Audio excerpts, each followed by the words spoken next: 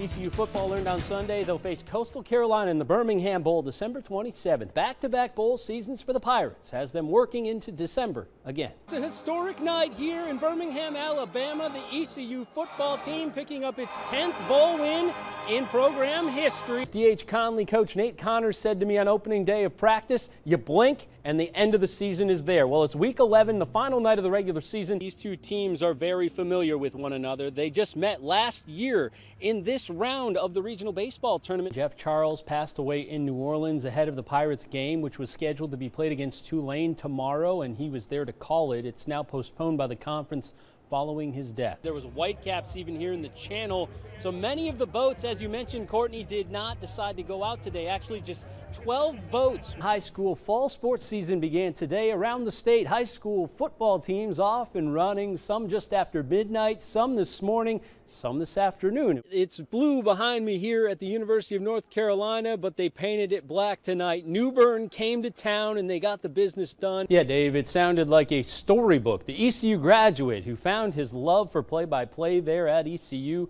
honed his craft and returned to cover his school. Well, not so storybook after all. I knew I was kind of like dying in the helicopter for sure. I just kind of felt my energy like leaving my body. It was kind of like my body was like, my soul was like up, my body was still there, and I was just kind of just laying there. ECU baseball freshman to be Parker Bird had his life change in an instant, tubing with his friends this summer. Swimming towards a boat, and he came back, ran over me almost, and then I pushed off with my left hand, and it got my right leg pretty good, and then it got my left leg too, but more my right. And then I felt it happen, but I was kind of in shock and just all the adrenaline. Saved in the water by one of those friends, they used shirts to tie off his cut legs. Eventually, a nearby boat came to the rescue. So the boat that they transported me to had a nurse on it. She was just trying to keep me there, and she was tying more tourniquets around my legs and stuff. They transported Parker to the marina, then the hospital in Washington, and finally by air to Greenville.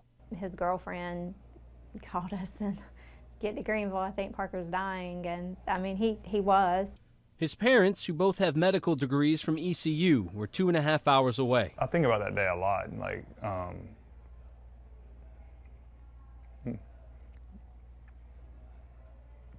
how getting that phone call just changed the whole world.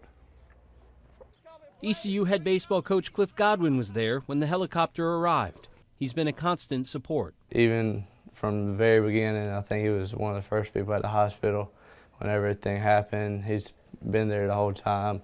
He'd come and check up with me in the hospital when I was having my bad days. Parker had 22 surgeries in 54 days following the accident. The first 15 felt like they happened like every day. Back to back to back. And then, but it averaged, honestly, to be about every other day. His right leg injured so badly it had to be amputated. I know that everything happens for a reason and that God has a plan. Who would have thought Facebook posts would be part of the plan? It kind of just took off. Parker's mom, Mitzi, began posting updates, and those updates led to prayers from around the world. Some of the surgeries that went bad, my husband would say, put it on Facebook, ask for prayer right now, and it would be 4 o'clock in the morning. The power of prayer came through the community.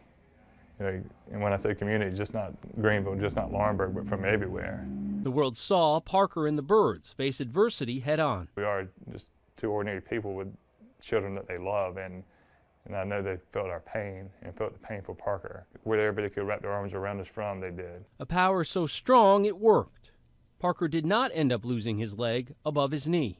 Prosthetics are much better for like below the knee. There's a lot more movement, and you basically can get near 100% with a prosthetic with the technology they have today. His love of the game remains. I think I had a toy that was just, I had a bat and it just spun round and round and I just kept hitting it. He wore a jersey, full jersey, and if he was Derek Jeter that day, he practiced at shortstop, but you couldn't call him Parker, you had to call him Derek. Parker truly is in love with baseball. That's still his full drive. Just realize that just because I lost a leg doesn't mean like I lost hope or I lost my heart, so I'm just going to try to do everything I can just to get back onto the field. A kid who has yet to wear the purple and gold, but already exemplifies every value ECU baseball holds. He's a competitor. I knew once he came to grips with it that he wasn't going to let it stop him. One who doesn't understand why people think he's an inspiration. A lot of people would have folded. A lot of people would have, like, why me? Why did this happen to me and you haven't? It's only a matter of time now. Everything's closed up, back to 100% working out. Before Pirate Nation hears, entering the game for ECU, Parker Bird. It's wherever Coach Godwin wants me, I guess. South Central High School senior-to-be Madison Fleming was diagnosed last month with a form of leukemia. The multi-sport athlete's attitude and strength is a family trait, one that's been reinforced by her Falcons community. Mind-blowing, how everybody just came together and was just like, all right, cool, we're behind you, we got your six. When your mom is a former Marine who power lifts for fun, like Madison Fleming, strength is not an option. I didn't know how to do something. Fleming found her spot in the field events for the track program at South Central, jumping and throwing. I really focused on the throwings, and I actually came first place in conference for shot put. Madison also fell in love with basketball, making her breakthrough this season as a junior for the Falcons. She played in all 27 games. Work ethic and my leadership that got me on the starters. Watching her play is heartfelt because she puts her all into it. You ask her to do something, you show her how to do it, you explain it, and she runs with it. Which is why playing for Coach Duck helped formulate the way Fleming fights on and off the court. Always give the energy in the room and don't be the one that's draining. And that's something I try to live by every day. Madison was training hard with her team this summer, working a job and working out.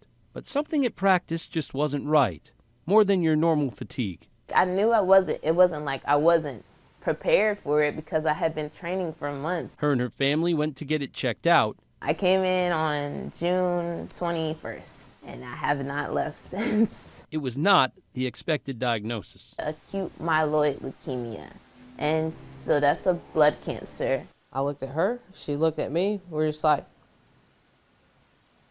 okay. One cycle of chemotherapy complete and about 5 more months of treatments to go. Even as strong as Madison and her family are, the Falcons knew it was time to support their teammate.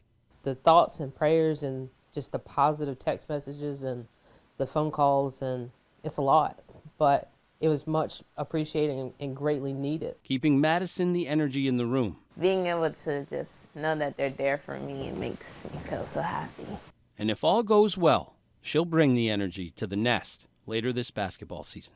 Be able to put my jersey back on, which I'm very hopeful for it, giving me hope and something to look forward to, definitely.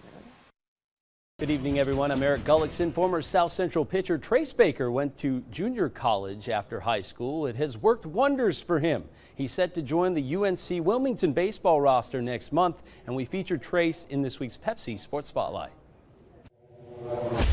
You love to see it. Well, the American Athletic Conference held its football media day today, and Texas ECU picked 6th in the preseason media poll, with lots of guys leaving after last year's Birmingham Bowl victory. The guys coming back and the coaching staff are looking to build on it.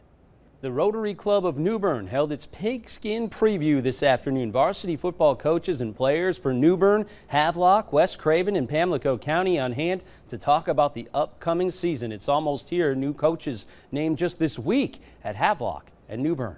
In the pros, the Carolina Panthers reported to training camp today in Spartanburg, South Carolina. The Frank Wright coaching era and the Bryce Young quarterback era about to get underway. Pitt County Girls Softball League Under-12 All-Stars won again at the Southeast Regional Tournament this afternoon, 10-2 over Georgia. They're 2-0. They'll play again on Thursday at 1 o'clock in Pitt County. Post 39 won on a walk-off homer today by Mason Hobbs at the State American Legion Baseball Tournament. 2-1 this morning, Dave. They play High Point tomorrow at 1:30 in the winner's bracket at Campbell University. All right, best of luck to them. And of course, it seems like it's everything football all of a sudden. It's almost here. High school starts with practice on Monday. ECU said they start now on Wednesday, so it's going to ramp up real quick. Certainly is. All right, thanks, Eric.